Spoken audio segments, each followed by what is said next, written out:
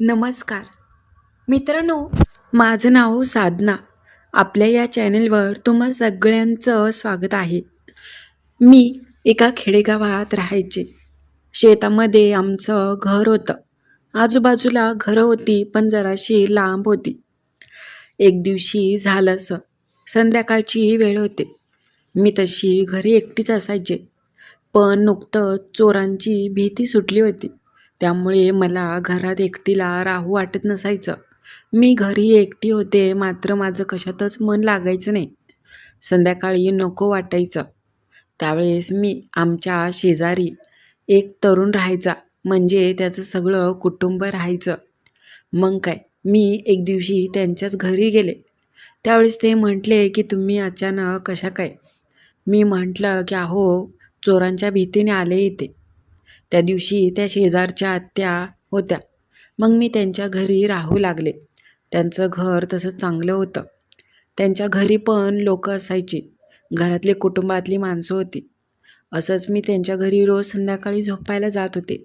पण एक दिवशी घरी कोणी नव्हतं आणि त्यांच्यातला कुणाल नावाचा तरुण, म्हणजे तो मुलगा, तो एकटाच होता.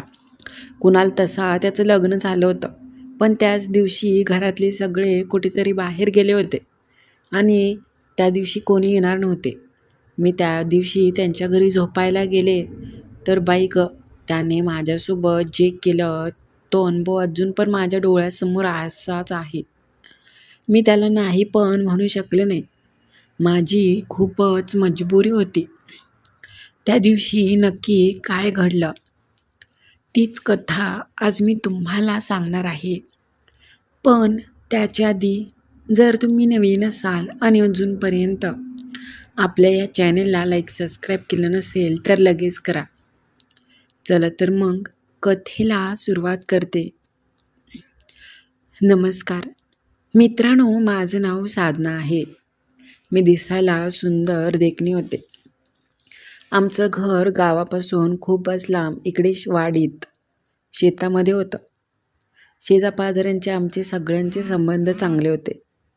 मी तरुण, दिसायला सुंदर आणि तेवढीच आकर्षक होते.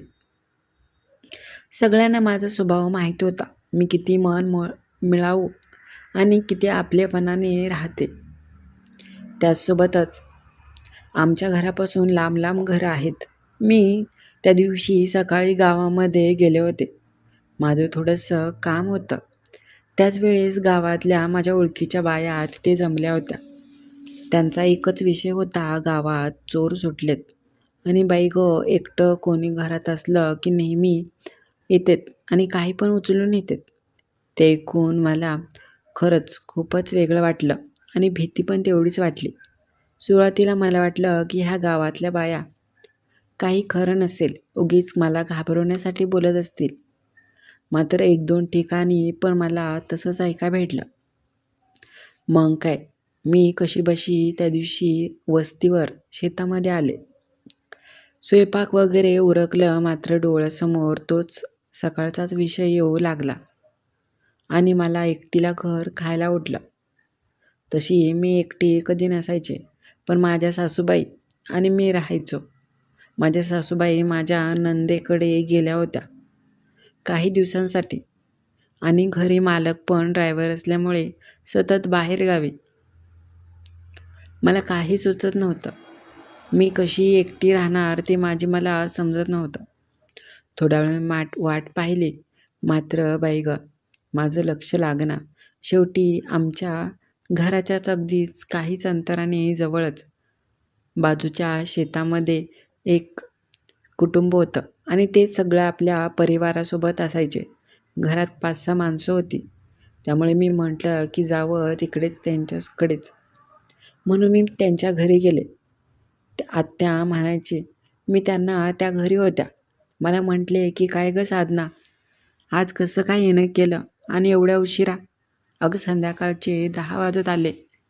त्यावेळेस तिथे गेल्यावर मी सगळं प्रसंग सांगितला. त्या पण थोड्याशा घाबरल्या आणि म्हटल्या की होय गं, रानातली वस्ती आपल्याला तर खूपच काळजी करण्यासारखं आहे. मी म्हटलं की आत्या, इथे मी झोपू का? त्यावेळेस त्या म्हटल्या, हो झोप ना, बिचारी तू एकटी तरणी ताटी आणि कुठे झोपणार एकटी घरी. भीती वाटण्यासारखंच आहे. मग काय. त्या म्हटल्यानंतर आम्ही सगळे तिथेच गेलो. त्या हॉलमध्ये झोपायच्या. त्यांच्याच बाजूला आम्ही अंथरूण टाकलं आणि घरात तसे खूप सगळे लोक पण होते. पण त्याच्यात एक जण होता घरातला तो तरुण. त्याची नजर मात्र माझ्यावरच. तो पहिल्यापासून मला पसंत करायचा, पण मी कधी त्याला तशी संधी दिली नाही, कारण की मी एवढी त्याला पसंत करत नसायचे. मला त्याच्यामध्ये असं काहीच आकर्षक वाटत नव्हतं. त्याची बायको पण होती, पण त्याला मीच आवडायचे. तो म्हणायचा, तुम्ही खूपच सुंदर आणि देखण्या दिसताय. मी मात्र त्याला टाळण्याचा प्रयत्न करत असायचे. रोज मी त्यांच्या घरी जायचे. त्यांच्या घरी गेले की बोलण्यातच खूप वेळ जायचा. त्या दिवशी मला चांगलंच आठवतंय. मी त्यांच्या घरी नेहमीप्रमाणे गेले होते. घरी मात्र नेहमीपेक्षा मला शांतता जाणवली. मग मी घरात गेल्यानंतर आवाज दिला, तर त्या आत्या पण नव्हत्या घरी. त्याच वेळेस तो तरुण आला, म्हणजे त्यांचा मुलगा. तो बाजूलाच बसला होता. मला पाहिलं आणि म्हटला की काय हो, आज लवकर आलात? मी म्हटलं की हां आले, लवकर जेवण झालं आणि काही घरी तर बसायचंच आहे, म्हणून मग मी इकडे आले आहे. आत्याबाई कुठे गेल्या? त्यावेळेस तो सांगू लागला की सगळेजण बाहेरगावी गेलेत. मी म्हटलं बाहेरगावी कुठे?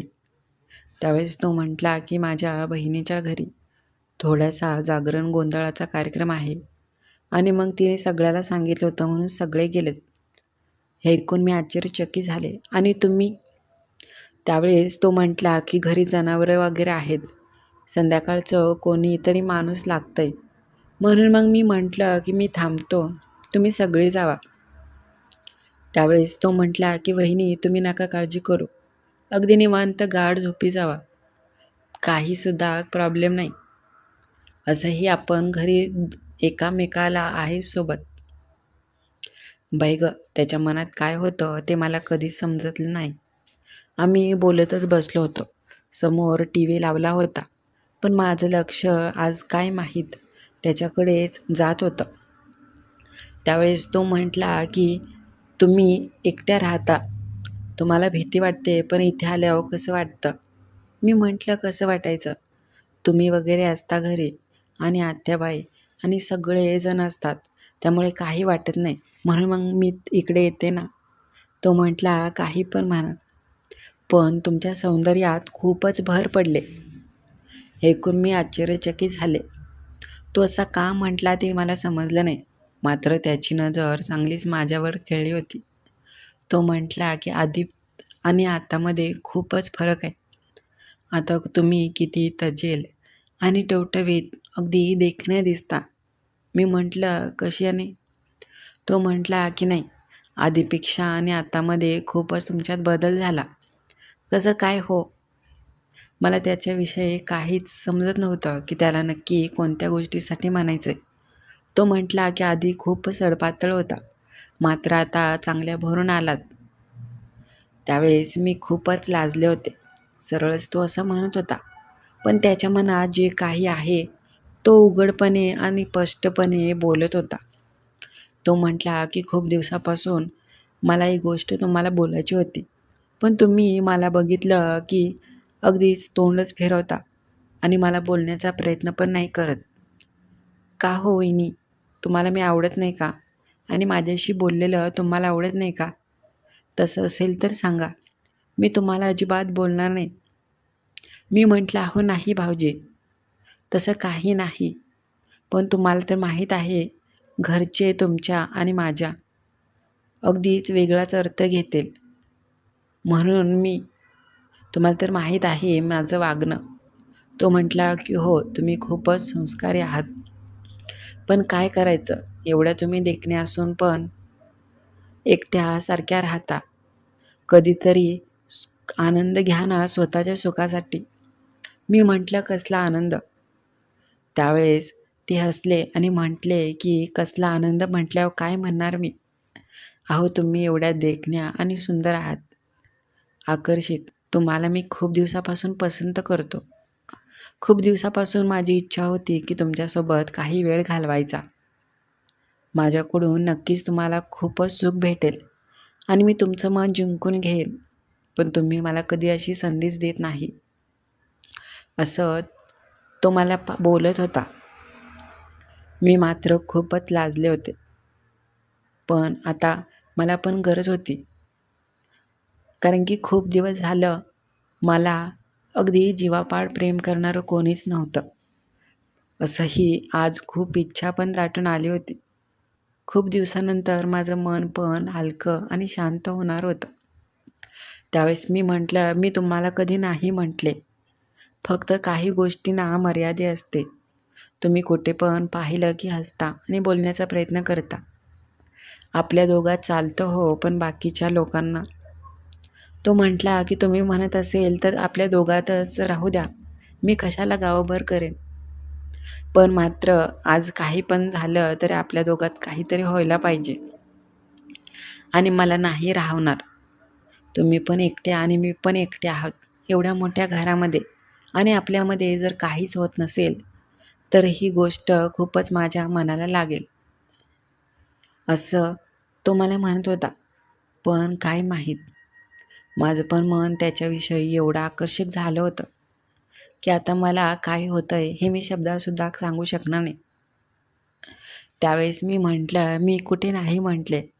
तुम्ही जसं म्हणेल, जे म्हणेल ते करायला मी तयार आहे.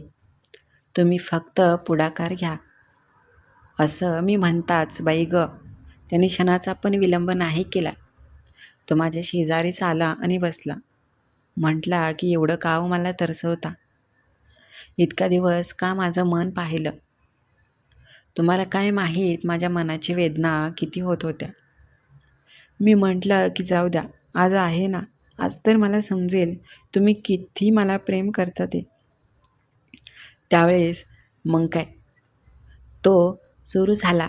काही बोलण्याच्या आधी ओठांवर ओठ टेकले आणि आमच्या दोघांचं ते सुंदर नातं घट्ट होत गेलं. कसलंच भान उरलं नाही. खऱ्या प्रेमात किती ताकद होती हे दिसत होतं. इतक्या दिवस मी त्यांच्या घरी येत होते, काही कारणामुळं, काही भीतीमुळे. मात्र मला असा आनंद कधीच मिळाला नाही. तो वेड्यासारखं मला प्रेम करू लागला आणि थांबायला तयारच नव्हता. मला पण आज त्याला थांबवायचं नव्हतं. मनसोक्त मला पण सुख मिळत होतं. मी मात्र तो म्हणेल तसं आणि ते म्हणेल ते सगळं द्यायला तयार झाले होते. मग काय, ती रात्र खूपच सुंदर गेली माझ्या आयुष्यातली. खूप दिवस मी त्याच्यापासून लांब होते. पण आता मात्र मला असं वाटू लागलं की काही दिवसांपूर्वीच जर मी ह्याच्यासाठी खूप काही केलं असतं तर मला खरंच माझ्या जीवनात आनंद मिळाला असता. तो मला सुंदर क्षणाचे सुंदर अनुभव देऊ लागला. मला वाटलं थोड्या वेळानंतर तो थकून जाईल. पण नाही, ती रात्र चांगलीच एकमेकांच्या मिठीत आणि सुखात घालवली. त्याने वेड्यासारखं सुंदर क्षणाचे सुंदर अनुभव मला दिले आणि खरंच माझी इच्छा मनाची पूर्ण केली आणि माझं मन खूप दिवसानंतर असं शांत झालं. मी पण जास्त त्याचा वेळ नाही घेतला. रात्रभर आम्ही दोघांनी आनंद घेतल्यानंतर खूपच आळस आला होता. सकाळी उठायला खूप उशीर झाला. उठल्यानंतर मी त्याला म्हटलं की जाते मी. मात्र तो ऐकायच तयार नव्हता. तो म्हटला की अजून आनंद घ्यायचा आहे मला. मी म्हटलं एवढं झालं तरी मन नाही का भरलं? तो म्हटला की मन नाहीच भरणार तुमच्यासोबत राहायला, कारण की तुम्ही खूपच कमालीचे आहात. मी हसले आणि नंतर घरी आले. बाई गं, त्या दिवशी दिवसभर खूप आळस होता आणि आराम करून घालवला. रात्री पुन्हा तोच आणि क्षण माझ्या डोळ्यासमोर. मी तेव्हा पण आनंद घेतला. तर कशी वाटली माझी आणि ही कथा ते नक्की कळवा. त्या दिवशी चोरांची भीती नसती तर हा आनंद मला मिळालाच नसता. त्याबद्दल चोरांना पण मी धन्यवाद म्हणते. आणि तुम्हाला कशी वाटली कथा हे नक्की कळवा. आणि नवीन असाल तर चॅनलला लाईक सबस्क्राईब करायला विसरू नका.